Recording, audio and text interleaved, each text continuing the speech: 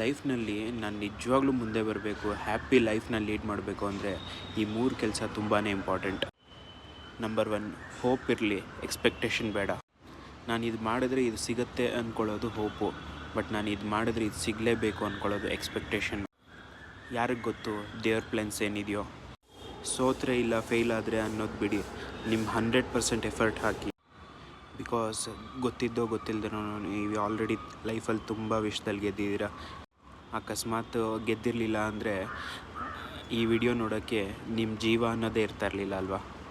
And ಕೊನೆಯದಾಗಿ 3ನೇ ವಿಚಾರ, ಲೈಫ್ನಲ್ಲಿ ಯಾರನ್ನೂ ಇಂಪ್ರೆಸ್ ಮಾಡೋದಕ್ಕೆ ಯಾವುದೇ ರೀತಿ ಕೆಲಸ ಮಾಡೋಕ್ಕೆ ಹೋಗಬೇಡಿ. ಒಳ್ಳೆ ಕೆಲಸ ಮಾಡಿ, ಸರಿಯಾದ ಕೆಲಸ ಮಾಡಿ. ನೀವು ಯಾವುದು ನ್ಯಾಯ ಧರ್ಮ ಅಂತ ನಂಬಿದ್ದೀರಾ ಆ ಧರ್ಮದ ಕೆಲಸ ಯಾವತ್ತೂ ಮಾಡೋಕ್ಕೆ ಹೋಗ್ಬೇಡಿ. ಯಾಕಂದರೆ ದೇವರು ಅದನ್ನು ಮೆಚ್ಚೋದಿಲ್ಲ. ಕಲಿಯುಗ ಇದು, ಕರ್ಮ ಬೆನ್ಬಿಡೋದು.